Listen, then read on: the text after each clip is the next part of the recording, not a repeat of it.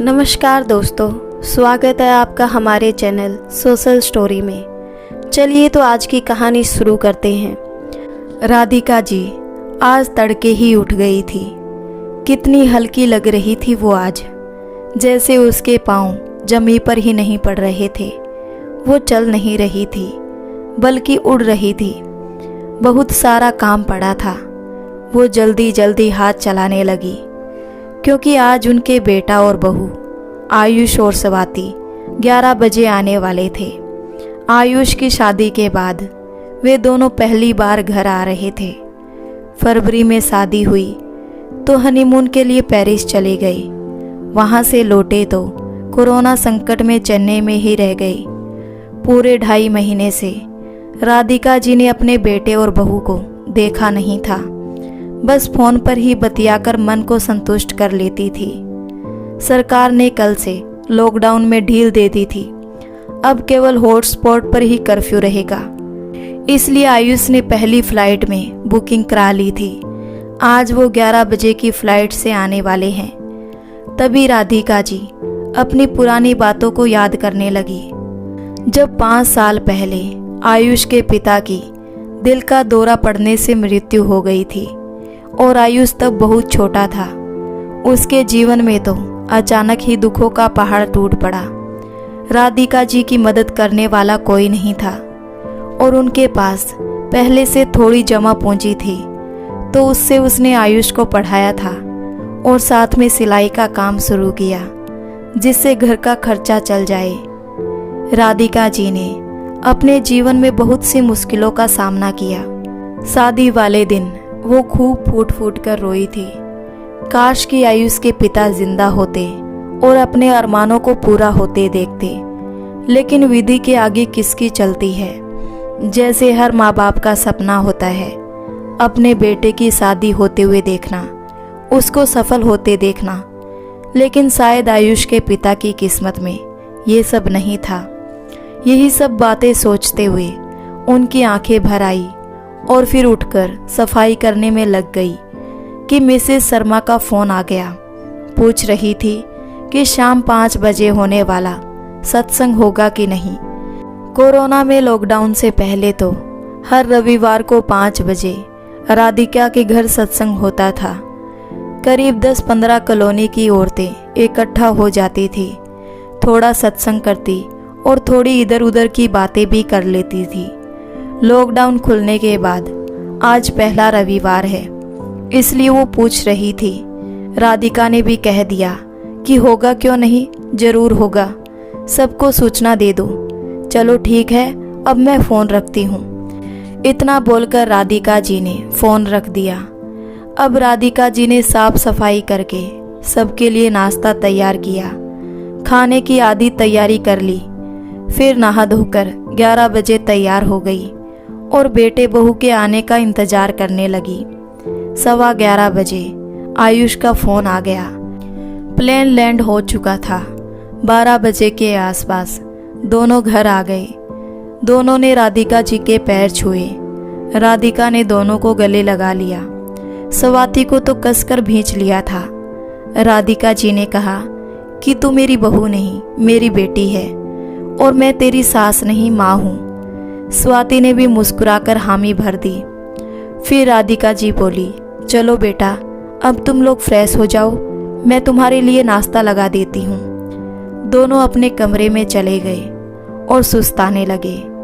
इतने में राधिका ने आवाज़ लगाई, बेटा आयुष, नाश्ता तैयार है, आ जाओ। कमरे से ही स्वाति की आवाज़ आई, हमने तो प्लेन में ही नाश्ता कर लिया था माँ जी, अभी भूख नहीं है।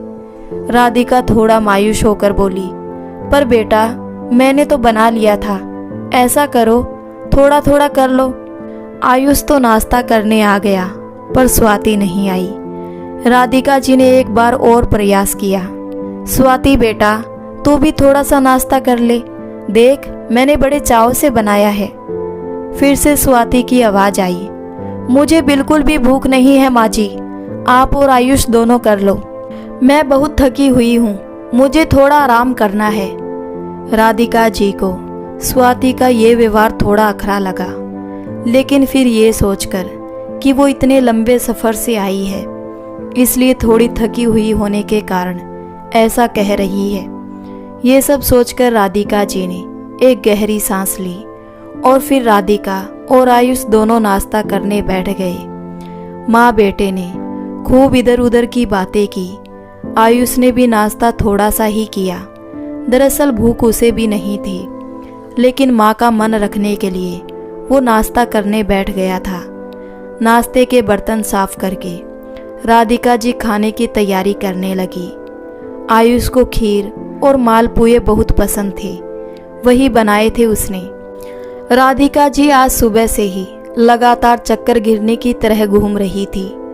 अब तो पैरों में भी दर्द होने लगा था, लेकिन बेटे बहू के आ जाने से वो सब कुछ भूल गई थी, क्योंकि आज राधिका जी का घर भरा भरा सा हो गया।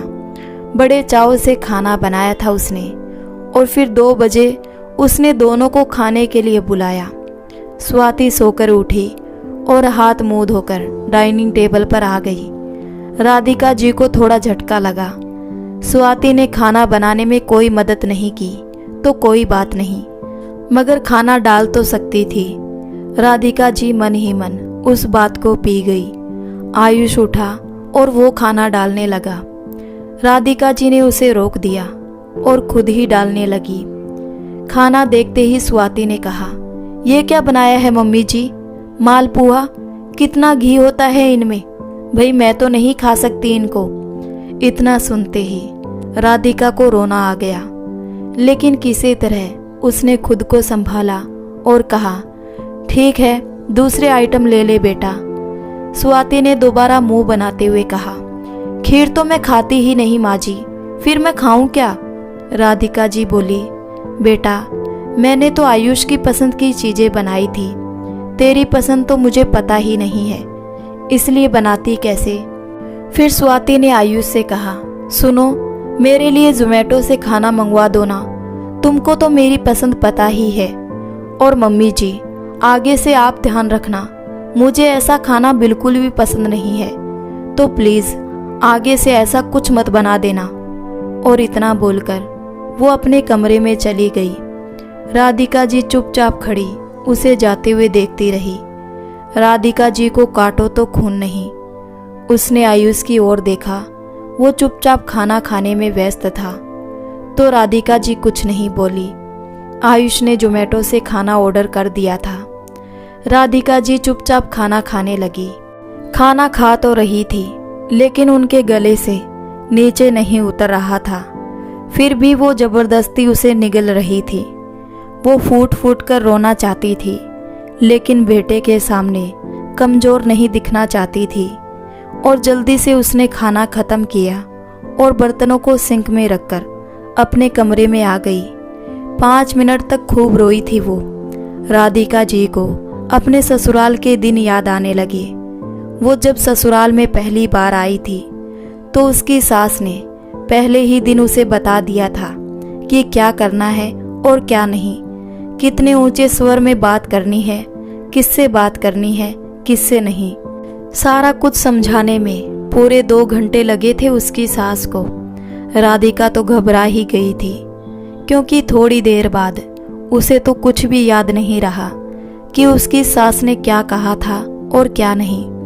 जब आयुष के पापा उसके पास पहली बार आए, तो उसने डरते डरते सारी बात उनको बताई। वे बोले, माँ और तेरे पचड़े में मैं नहीं पड़ता, तू जाने और माँ जाने। इतना कहकर उन्होंने तो वो अध्याय ही समाप्त कर दिया था। अब राधिका जी के पास और कोई विकल्प बचा ही नहीं था जिसे वो अपनी मन की बात कह पाती।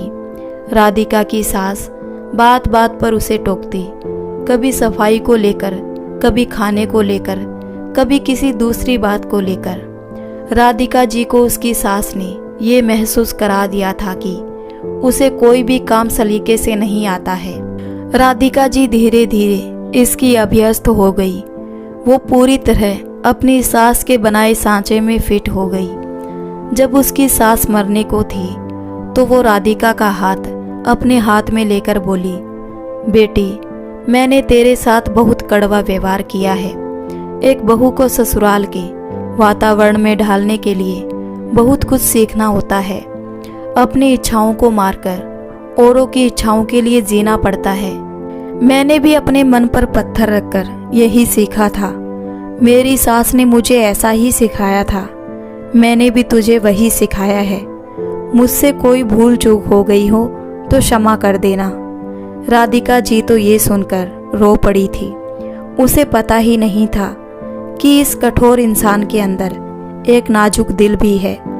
उसने अपनी सास के पैर पकड़ लिए और कहा, माँ जी, आप तो मेरी माँ से भी बढ़कर हो। मेरे मन में आपके लिए कोई मैल नहीं है। आपने तो मुझ पत्थर को तराश कर कोहिनूर बना दिया है। राधिका की सास के मुख पर एक मुस्कान तैर गई और उसने इस संसार को अलविदा कह दिया। राधिका के दिल में उसकी सास का ये रूप खिंच गया। अब वो उनकी पूजा करने लगी थी। अगर घर का कोई भी सदस्य कभी भूल से अगर राधिका की सास के बारे में कुछ कह देता था तो वो तुरंत प्रतिवाद पर उतर आती। उसके इस बदले स्वभाव को आयुष के पापा बड़े आश्चर्य से देखते रहते थे। वो अभी पुरानी दुनिया में ही घूम रही थी कि मिसेज गुप्ता का फ़ोन आ गया। राधिका जी ने फ़ोन उठाया। मिसेज गुप्ता बोली, क्या हुआ राधिका जी, सत्संग की तैयारी हुई कि नहीं? हाँ, तैयारी हो जाएगी सत्संग की, आप लोग आ जाओ। उसे याद ही नहीं रहा कि आज तो सत्संग भी होना है। और फिर जल्दी जल्दी वो सत्संग की तैयारी करने लगी। ठीक 5 बजे कॉलोनी की औरतें इकट्ठा हो गई। 2 महीने बाद मिल रही थी सब लोग। खूब शोर हो रहा था। खी करके हंस रही थी सब लोग अपनी ही धुन में थे। तभी अचानक एक आवाज ने सबको चौंका दिया। राधिका जी ने देखा कि सामने स्वाति खड़ी है। वो अपना सिर दोनों हाथों से भींचे हुए है। स्वाति बोली, प्लीज आप लोग इतना शोर मत करो, मेरा सिर दुख रहा है। सब औरतें एकदम से खामोश हो गई। इतना बोलकर स्वाति अपने कमरे में चली गई। राधिका जी ने हिचकिचाते हुए कहा कि ये उसकी बहू स्वाति है और आज ही बेटे आयुष के साथ चेन्नई से आई है। थकी होने के कारण उसके सिर में दर्द हो रहा है शायद, इसलिए उसकी बात का बुरा ना माने। अब एक एक करके सब औरतों को अपने अर्जेंट काम याद आने लगे और एक एक करके सब चली गई। राधिका जी सबको जाते हुए देखती रही और कुछ बोल नहीं पाई। राधिका जी थोड़ी देर वहीं बैठी रह गई। फिर कुछ सोचकर वो स्वाति के कमरे की ओर गई और बोली, बेटी मैं तेरा सिर दबा दूं? स्वाति ने अपने कमरे से ही जवाब दिया, नहीं मम्मी जी, मैंने सिर दर्द की गोली ले ली है। ठीक है तो मैं चाय बना देती हूँ। इतना बोलकर राधिका जी चाय बनाने के लिए चली गई। चाय तैयार होने के बाद उसने उन दोनों को बुलाया और सब लोग चाय पीने लगे। स्वाति ने चाय पी और झूठे बर्तन सिंक में छोड़ दिए। राधिका जी ने बर्तन साफ किए और डिनर की तैयारी करने लगी। उसने स्वाति से पूछ लिया था कि डिनर में क्या बनाना है। वो उसी हिसाब से तैयारी करने लगी। रात के 8 बज गए थे। राधिका जी ने खाना टेबल पर लगा दिया था। दोनों को आवाज लगाई और वो डाइनिंग टेबल पर आ गए। स्वाति ने खाना शुरू किया। बोली, सब्जी बहुत तीखी है माँ जी। अब राधिका को गुस्सा आ गया था। वो दिन भर से चाकरी कर रही थी और उस पर यह नाटक सहन करने की भी एक सीमा होती है। अब ये सीमा पार हो चुकी थी। रिश्तों को जबरदस्ती नहीं बांधा जा सकता है। जब एक पक्ष कोई रिश्ता निभाना ही नहीं चाहता है तो दूसरा पक्ष कब तक उस रिश्ते को निभाएगा। ताली दोनों हाथों से बजती है, एक हाथ से नहीं। अब तक राधिका जी सास से माँ बन रही थी। उसे लगा कि जो रिश्ता जैसा है उसे वैसा ही रहना चाहिए। राधिका जी ने कहा, आयुष जोमेटो से ऑर्डर कर दे बेटा, जो ये खाना चाहे वो मंगवा ले। मेरे से जितना हुआ मैंने इसके लिए उतना किया, लेकिन अब और बर्दाश्त नहीं होता। आयुष और स्वाति ने चौंक कर उसकी ओर देखा। राधिका अपनी प्लेट लेकर सोफे पर आ गई। एकदम से सन्नाटा छा गया। आयुष भी अपनी माँ के पास आ गया था। दोनों चुपचाप खाना खाने लगे। स्वाति अपना खाना खत्म कर चुपचाप वहां से चली गई थी। अगली सुबह राधिका जी आराम से जगी। 8 बज गए थे। इतनी देर से वो कभी नहीं उठी थी। बाहर आई तो देखा आयुष बैठा हुआ था। राधिका जी बोली, अरे तू कब से जग रहा है? आयुष बोला, 7 बजे नींद खुल गई थी मेरी। राधिका जी को पता था कि आयुष को उठते ही चाय चाहिए, लेकिन उसने आज तय कर लिया था कि अब वो नौकरानी नहीं बनेगी। आज राधिका जी ने अपने लिए भी चाय नहीं बनाई। अब आयुष की भी हिम्मत नहीं हुई कि वो अपनी माँ से चाय बनाने के लिए कहे। राधिका जी ने कहा, बेटा मैं मथुरा वृंदावन जाऊंगी घूमने, वापस सोमवार तक आऊंगी। तू तो रविवार को वापस जाएगा ना? ऐसा करना कि घर को ताला लगाकर चाबी सामने वाली गुप्ता जी को दे जाना। और इतना बोलकर वो अपनी यात्रा की तैयारी करने चली गई। अब उसने भी तय कर लिया था कि उसने माँ बनने का प्रयास तो करके देख लिया, अब वो सास बनकर देखेगी। राधिका अपने बेटे और बहू के व्यवहार से बहुत परेशान हो गई थी। उसने उन दोनों को सबक सिखाने का निर्णय कर लिया था, इसलिए उसने सुबह ही कह दिया कि वो मथुरा वृंदावन घूमने जाएगी। इस घोषणा से आयुष सकते में आ गया। इतने में स्वाति भी जागकर आ गई थी। उसने देखा कि आयुष के चेहरे पर हवाइयाँ उड़ रही है। डाइनिंग टेबल पर चाय नाश्ता भी नहीं है और माँ जी भी वहाँ पर नहीं है। स्वाति ने आयुष से पूछा, क्या हुआ? तुम इतने परेशान से क्यों लग रहे हो? और अभी तक चाय नाश्ता भी नहीं बना? अब पहली बार आयुष के स्वर में तीखापन था। अगर चाय नाश्ता करना था तो जल्दी जागती और बना लेती। स्वाति ने आश्चर्य से आयुष को देखा, जैसे ये कोई दूसरा आदमी हो। फिर स्वाति बोली, तुम तो जानते हो आयुष कि मैं 8 से पहले नहीं जगती हूँ और मुझे जागते ही चाय चाहिए। जाओ मेरे लिए चाय बना दो ना प्लीज। आयुष ने कहा, अब अपनी आदतें बदल डालो डार्लिंग। अब तुम्हारी शादी हो गई है। ये मायका नहीं है, ससुराल है। तुम यहाँ की बहू हो, बेटी नहीं। माँ ने तुमको कल तक बेटी का खूब प्यार दिया था, लेकिन तुमने उन्हें क्या दिया? दुख, संताप, कलेश, पीड़ा के अलावा। तभी स्वाति भड़कते हुए बोली, मैंने ऐसा क्या कर दिया जो तुम मुझ पर इल्जाम पे इल्जाम लगाए जा रहे हो? मुझे वो खाना पसंद नहीं आया तो मैं उसे कैसे खाती? उन्हें वो खाना बनाना ही नहीं चाहिए था। एक बार मुझसे पूछ लेती कि क्या बनाऊं खाने में, तो कौन सी वो छोटी हो जाती। लेकिन वो तो सासू माँ है ना, वो क्यों पूछेगी? खाना है तो खाओ, नहीं तो भूखे मरो। अब इस बात पर माँ जी नाराज हो तो मैं क्या करूं? स्वाति गुस्से में बिफर पड़ी। स्वाति की बात सुनकर आयुष का पारा भी चढ़ गया और गुस्से से बोला, सही कह रही हो, मम्मी तो नौकरानी है ना और तुम महारानी। चलो जाओ और दोनों के लिए चाय बनाकर लेकर आओ। पहली बार आयुष ने आदेशात्मक भाषा का इस्तेमाल किया था। स्वाति को घोर आश्चर्य हो रहा था कि आयुष को क्या हो गया है। उसने कहा, मेरी तबीयत ठीक नहीं है, आप खुद बना लो। और ये कहकर वो अपने कमरे में चली गई। इस घटना से आयुष हतप्रभ रह गया। कल से इसने किया ही क्या है जो इसकी तबीयत खराब हो गई? और मन में सोचने लगा, बहुत ज़्यादा सिर पर चढ़ाने का यही अंजाम होता है। लेकिन सिर पर तो मैंने ही बिठाया था ना। कल वो मम्मी का इतना अपमान करती रही और मैं खामोश होकर बैठा रहा। क्या इसी दिन के लिए मुझे माँ बाप ने पाल पोस कर बड़ा किया था? पापा की मृत्यु के बाद सारी जमा पूंजी माँ ने मेरी पढ़ाई और मेरी शादी में खर्च कर दी। क्या इस दिन के लिए?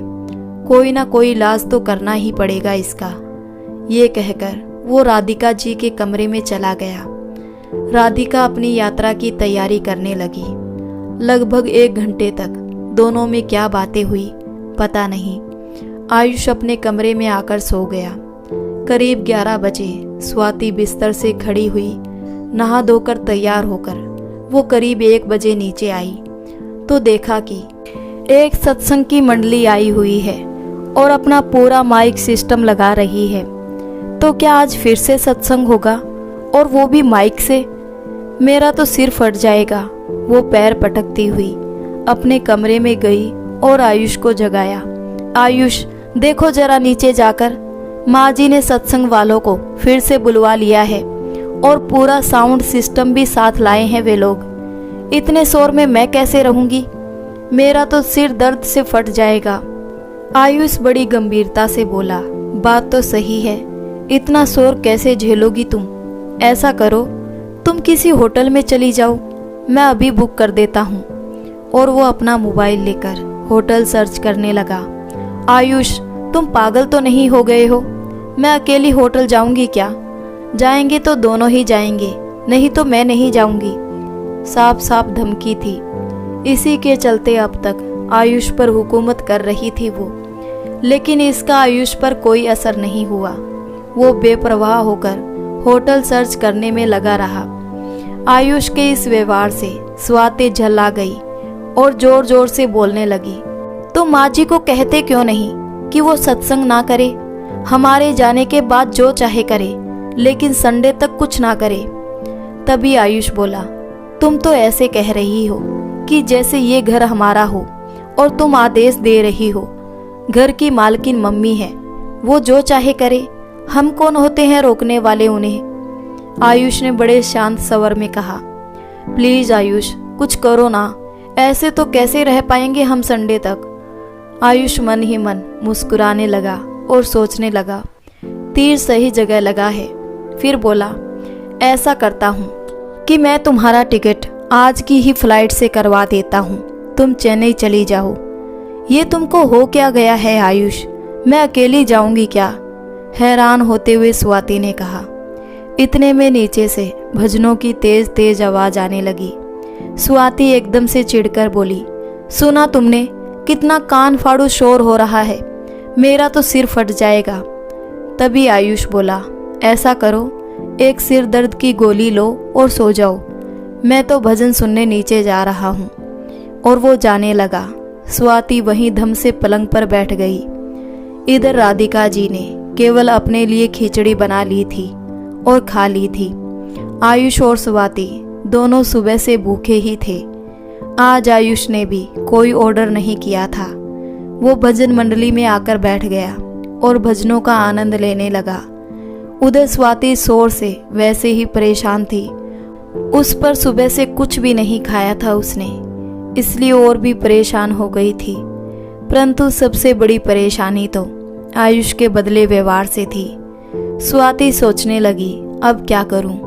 उसने आखिरी हथियार चलाया। आयुष को फोन करके अपने पास बुलाया और कहा कि उसे बुखार आ रहा है। आयुष ने उसका हाथ छुआ तो लगा हल्की सी हरारत है। वो उसे लेकर अस्पताल चला गया। इधर राधिका ने अपने मोहल्ले की सब औरतों को बुला लिया। सब औरतों ने खूब डांस किया, भजनों का आनंद लिया। शाम तक चलता रहा ये कार्यक्रम। उधर आयुष स्वाति को लेकर जब अस्पताल पहुंचा और फिजिशियन को दिखाया तो उसने फूड पॉइजनिंग बताया और पूछा कि कल क्या खाया था। जब उनको ये बताया कि कल दोनों टाइम खाना बाहर से मंगवाया था, तो डॉक्टर ने कहा यह बाहर का खाना बिल्कुल बंद करना होगा। आज केवल खिचड़ी और दलिया लीजिए, कल एक बार फिर से मुझे दिखाइए और ये दवाई ले लेना। उसे पर्चा पकड़ाते हुए डॉक्टर ने कहा। दोनों घर आ गए। स्वाति को भूख लग रही थी, लेकिन खाने को कुछ नहीं था। क्या करे वो? माँ जी से कैसे कहे खिचड़ी बनाने को? उसने कतार नेत्रों से आयुष को देखा।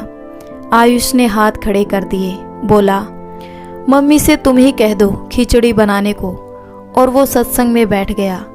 भूख तो उसे भी बहुत तेज लग रही थी, लेकिन कल मम्मी को उसने जो हर्ट किया था, तो आज उपवास तो करना पड़ेगा ना। अंत में स्वाति ने राधिका जी से कहा, माँ जी, डॉक्टर ने फूड पॉइजनिंग बताया है और केवल खिचड़ी या दलिया ही खाने के लिए कहा है, तो बना लो और खा लो। राधिका जी ने स्पष्ट कह दिया। फिर स्वाति बोली, मुझे नहीं आता बनाना मम्मी जी। तो राधिका जी बोली, जोमेटो से मंगवा ले, तुझे तो जोमेटो वाला खाना बहुत पसंद है ना। डॉक्टर ने बाहर का खाना खाने को मना किया है माँ जी। इस पर राधिका जी बोली, पर मेरे हाथ से तो नमक, मिर्ची, घी वगैरह ज़्यादा पड़ता है जो तुझे पसंद नहीं है। स्वाति बोली, मैं सब खा लूँगी माँ जी, बस आप बना दो। राधिका जी समझदार थी, रस्सी को ज़्यादा खींचने से भी वो टूट जाती है, इसलिए आज का सबक इतना ही काफ़ी है। ऐसा सोचकर वो खिचड़ी बनाने चली गई। आयुष और स्वाति को आवाज़ देकर डाइनिंग टेबल पर बुलवा लिया था। स्वाति आकर डाइनिंग टेबल पर प्लेट वगैरह लगाने लगी। दोनों ने भर पेट खिचड़ी खाई थी। खिचड़ी अच्छी भी लग रही थी। स्वाति बोली, माँ जी खिचड़ी बहुत अच्छी बनी थी, मुझे भी सिखा दीजिए ना। शाम को जब बनाऊंगी तब तू भी साथ रहना, ऐसे बताने से काम नहीं चलेगा। ठीक है माँ जी। खिचड़ी खाकर वो बर्तन सिंक में रख रही थी कि राधिका जी ने कहा, तेरे झूठे बर्तन कौन साफ करेगा? कल तो मैंने कर दिए थे, लेकिन आगे नहीं करूंगी, इसलिए बर्तन को साफ करके ही जाना। और ये बोलकर राधिका सत्संग में बैठ गई। शाम को जब राधिका जी खिचड़ी बनाने लगी तो स्वाति भी आ गई और वो भी हाथ बटाने लगी। स्वाति ने कहा, कल मेरे मम्मी पापा आ रहे हैं माँ जी। राधिका जी ने हैरानी से पूछा, क्या तूने उन्हें बुलाया है? हाँ माँ जी, उनके साथ चली जाऊंगी, जब वापस नौकरी पर जाना होगा तब आ जाऊंगी, स्वाति ने कहा। राधिका जी बोली, ये मेरा घर है, कोई धर्मशाला नहीं जो जब चाहे आ जाए और जब चाहे चला जाए, समझी? तेरे मम्मी पापा को किसी होटल में ठहरा दे, और हाँ, अगर इस घर में रहना है तो घर के सदस्य की तरह रह, मेहमान की तरह नहीं। तू भी होटल चली जा, फिर जहाँ मर्जी हो चली जाना, और जब चाहे नौकरी पर भी चली जाना। इतना सुनकर स्वाति अवाक रह गई। उसे राधिका से इस तरह के व्यवहार की बिल्कुल भी उम्मीद नहीं थी। उसे बहुत बुरा लगा। इतने में आयुष भी वहां आ गया। स्वाति ने आयुष की ओर देखा और कहा, सुना तुमने आयुष, माँ जी क्या कह रही है? कि मैंने सब सुन लिया है। माँ जो कह रही है वो एकदम सही कह रही है। तुम मेहमान नहीं हो। तुमने ना तो माँ को माँ समझा और ना ही इस घर को घर, इसलिए अच्छा होगा कि तुम किसी होटल में ठहर जाओ। स्वाति, मेरे से कुछ भी उम्मीद मत रखना, जो भी करो सोच समझ कर करो, मैं तो माँ के पास ही रहूँगा। स्वाति को काटो तो खून नहीं, वो गुस्से से बौखलाकर अपने कमरे में चली गई। राधिका जी को भी बहुत बुरा लग रहा था इस व्यवहार पर, मगर आयुष ने अपनी माँ को समझाया कि हर बीमारी का इलाज कड़वी गोली ही है, थोड़ा सब्र से काम लेना होगा। दूसरे दिन सुबह स्वाति जल्दी जग गई और किचन में चाय बनाने लगी। खटर पटर की आवाज़ सुनकर राधिका की नींद खुल गई। उसे बड़ा आश्चर्य हुआ। इतने में आयुष भी वहां आ गया। राधिका ने उससे इशारे से पूछा तो वो राधिका को अलग ले गया और कहा, कल इसने अपनी माँ से बहुत सारी बातें की थी। अंत में यही निष्कर्ष निकला कि जैसा माँ चाहे वैसा ही करने में भलाई है, बस उसी का परिणाम है ये। आयुष के होठों पर मुस्कान थी और फिर राधिका किचन की ओर चल दी तो स्वाति राधिका से लिपट गई और रो रो कर बुरा हाल हो गया था उसका। रोते रोते बोली, माँ जी मुझे माफ़ कर दो। राधिका मोम की तरह पिघल गई। उसे चुप कराते हुए बोली, नहीं मेरी बच्ची, रोते नहीं। मुझे ये सब करने को मजबूर कर दिया बेटी, मेरे पास और कोई विकल्प नहीं बचा था। राधिका और स्वाति की आंखों में गंगा जमुना बह निकली। दोनों के आंसू मिलकर प्रयागराज बन रहे थे। आयुष भी आकर दोनों से लिपट गया और सब खुशी खुशी अपने घर में रहने लगे। तो दोस्तों, आपको ये कहानी कैसी लगी? अगर अच्छी लगी हो तो हमारी वीडियो को लाइक कर दें और हमारे चैनल सोशल स्टोरी को सब्सक्राइब करना ना भूलें।